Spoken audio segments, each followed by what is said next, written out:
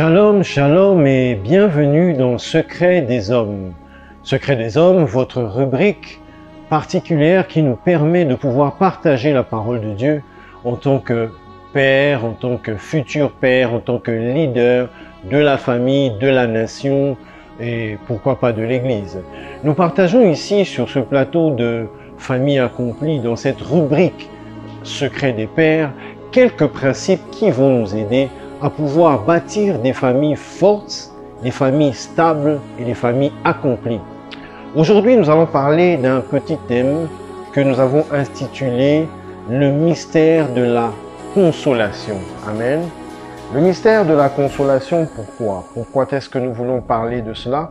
Parce que dans la consolation, il y a plusieurs choses que l'on ne sait pas saisir par notre intelligence, on ne sait peut-être pas la comprendre totalement, on ne sait peut-être pas véritablement la cerner, mais c'est une œuvre que le Seigneur a faite pour l'humanité, a faite pour vous, chers hommes, a faite pour vous et votre famille.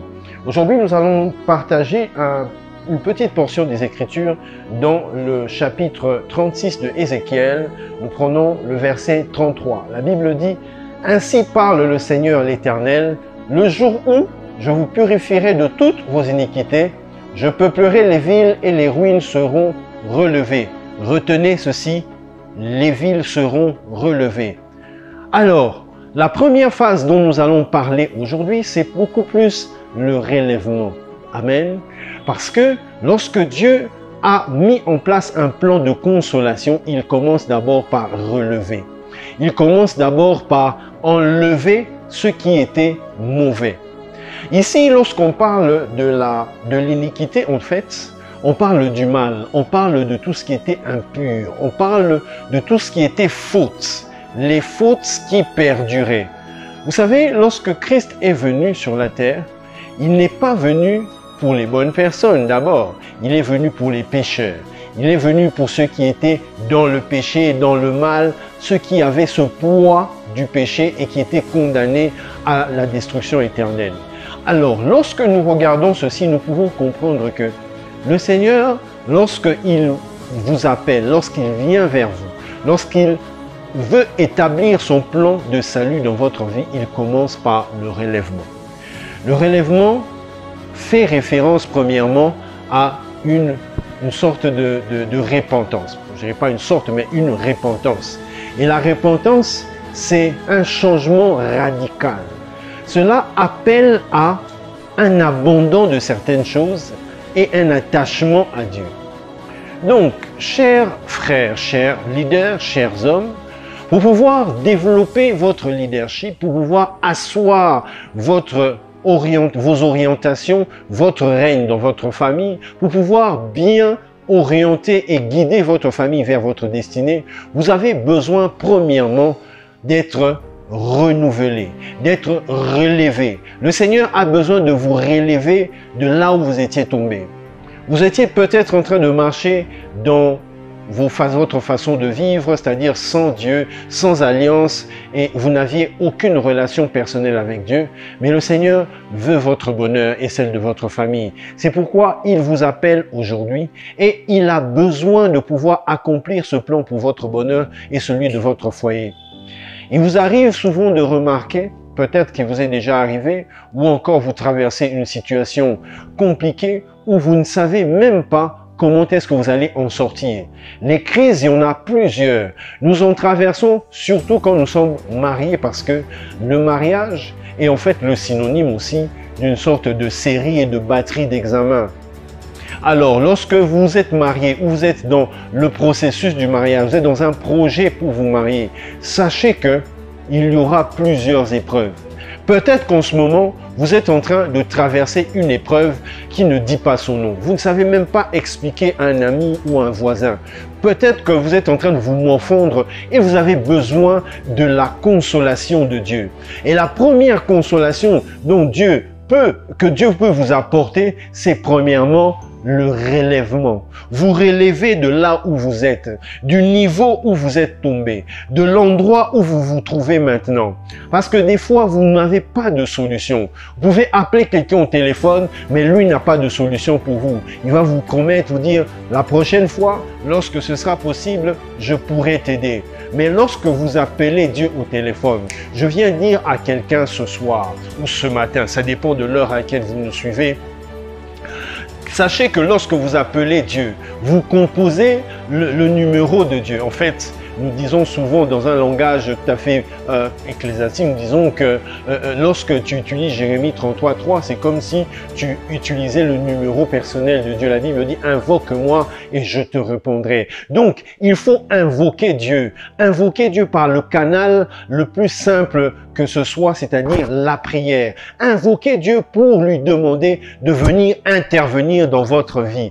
Parce qu'il n'y a que Dieu qui soit capable de pouvoir intervenir, de pouvoir vous relever de là où vous étiez. Vous pouviez avoir bien commencé des fiançailles. Vous pouviez avoir bien commencé votre mariage. Le premier mois des fiançailles, le deuxième, le cinquième, le 10e mois. Et même que bientôt, vous allez atteindre 1 an et puis la deuxième année, c'est-à-dire le premier mois de la deuxième année, vous avez même prévu de vous marier. Vous avez même déjà pu vous marier. Pour certains, vous êtes déjà dans la 3e, la 4e, la 5e année, la 10e année, mais une épreuve survient, un problème casse-tête, un problème d'adultère, un problème de tromperie, un problème d'infidélité est survenu, que ce soit du côté de la femme ou du côté de l'homme. Comment allez-vous sortir de là? Quelle est la solution que vous avez préconisée à appliquer dans votre mariage? Est-ce aller appeler les parents pour venir trancher? Est-ce que vous allez appeler les parents pour venir juger et donner une solution? Mais laissez-moi vous dire que le Seigneur Jésus a déjà trouvé la solution à tout genre de problème. Lorsque nous prenons ce cas d'infidélité, parce que nous remarquons que dans le siècle présent, c'est-à-dire ce moment où nous sommes en train de traverser, il y a plusieurs cas d'infidélité qui augmentent à travers les foyers, dans les mariages. Et c'est un cas que Dieu reprouve. Dieu ne veut pas et il n'est pas d'accord que les conjoints puissent tomber dans l'infidélité. La Bible nous dit que l'homme doit avoir une seule femme. Mais nous remarquons que de nos jours, même les hommes mariés courent après les jeunes filles, courent après d'autres femmes. Remarquez cette histoire lorsque Jésus-Christ a été confronté à ce genre de problème où on lui a emmené une femme qui a été surprise en flagrant délit. Et les sacrificateurs, les Sadducéens et tous ceux qui étaient là, tous ceux qui avaient apporté cette femme, qu'ils avaient pris en flagrant délit, l'avaient emmenée devant le Seigneur, ont posé à Jésus-Christ une question et lui ont demandé, Moïse nous avait demandé de donner une lettre de divorce à toutes celles qui on va l'attraper en train de faire l'adultère, c'est-à-dire en flagrant délit d'adultère. Qu'est-ce que toi tu dis? Le Seigneur a pu d'abord poser une question. Il dit, vous savez pourquoi est-ce qu'on vous a donné cet ordre de donner la lettre de divorce? C'est parce que vos cœurs étaient trop durs comme la pierre. Vous aviez des cœurs durs. C'est comme ça qu'on vous a laissé faire. Mais au commencement, il n'en était pas ainsi. C'est comme ça que dans l'histoire de Jésus avec cette femme adultère, lorsqu'on lui a présenté cette femme, on lui dit, est-ce que nous pouvons la condamner parce qu'elle a été surprise en flagrant délit ou devons-nous la relâcher? Parce que dans notre loi, une femme qui a été surprise en flagrant délit doit être tuée, doit être abattue à coups de pierre, c'est-à-dire lapidée en présence de tout le monde à coups de pierre. Alors, Jésus n'a pas répondu directement. La Bible dit qu'il s'est baissé à terre, il a commencé à écrire. Il s'est baissé à terre, il a commencé à écrire. La Bible ne nous dit pas exactement qu'est-ce qu'il a écrit. Il n'a pas décrit le type d'écriture ou le message qu'il avait écrit par terre. Mais par le Saint-Esprit, nous pouvons avoir la révélation et comprendre que le Seigneur avait écrit relèvement. Le Seigneur voulait consoler ce couple-là, voulait consoler cette femme-là. Et pour consoler cette femme et son époux, pour consoler véritablement une famille, il fallait le relèvement. Il fallait le pardon. Le pardon pour pouvoir les emmener à la repentance. Le pardon pour pouvoir les emmener à un changement radical de comportement.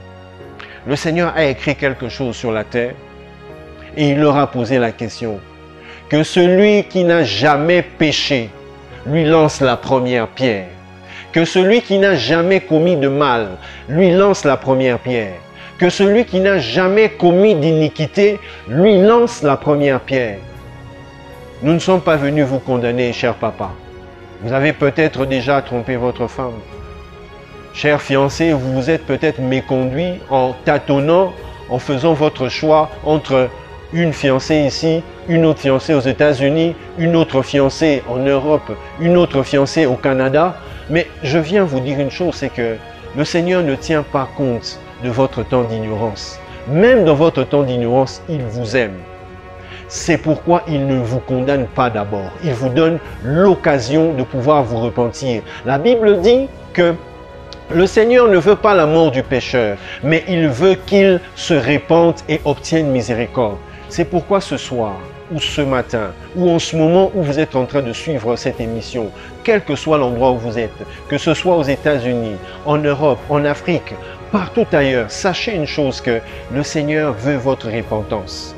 Cette femme a reçu la grâce de pouvoir être relaxée. Elle a été, toutes ces personnes qui la jugeaient n'ont pas reçu gain de cause parce qu'ils voulaient la détruire. Mais Jésus-Christ l'a acquittée en disant que celui qui n'a jamais péché lui lance la première pierre. Et la Bible nous décrit que un à un, depuis le plus âgé jusqu'au moins âgé, ils ont lâché leurs pierres, ils sont partis.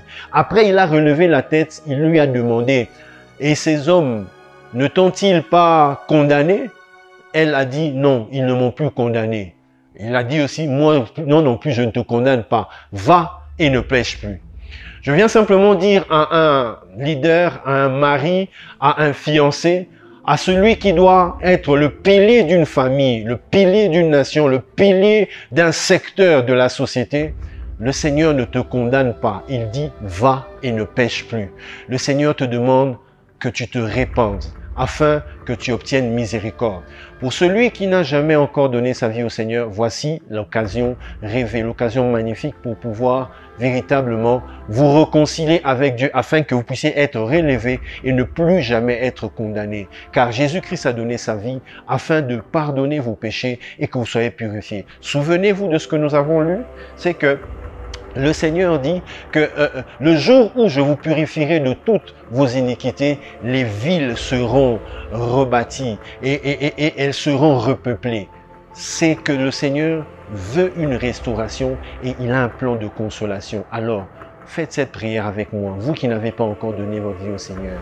Seigneur Jésus, je reconnais que j'ai marché dans l'iniquité, dans le péché, j'ai trompé, j'ai fait du mal, j'ai vraiment été abominable devant toi et devant les hommes. Pardonne-moi, lave-moi par le sang de Jésus et redonne-moi cette opportunité. Donne-moi cette grâce de pouvoir saisir la vie éternelle. Je renonce au péché, je renonce au mal, je renonce à ces styles de vie qui ont mené la destruction dans ma propre famille, dans mon propre foyer. Maintenant, je t'accepte, j'ouvre mon cœur, je t'ouvre mon cœur et je te donne la direction de ma vie. Viens dans ma vie, deviens mon Seigneur et mon Sauveur personnel et garde ma vie, que je sois toujours près de toi et que ta parole abonde dans ma vie. Merci parce que tu m'as pardonné. Merci pour la vie éternelle. Merci parce que désormais, je suis enfant de Dieu. Je suis sauvé, je suis lavé par le sang. Je suis héritier maintenant. Je t'appartiens au nom de Jésus-Christ. Amen. Si vous avez fait cette prière, vous êtes désormais enfant de Dieu. Bienvenue dans la grande famille de Dieu. Et n'oubliez pas, alors que vous êtes dans ce processus de la consolation, le premier pas que vous avez fait par rapport au plan de Dieu pour la consolation, c'est le relèvement.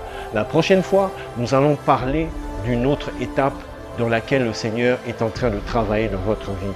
Entre-temps, gardez votre foi, lisez la Bible, connectez-vous en Dieu par la prière et soyez bénis et accomplis. Bye bye.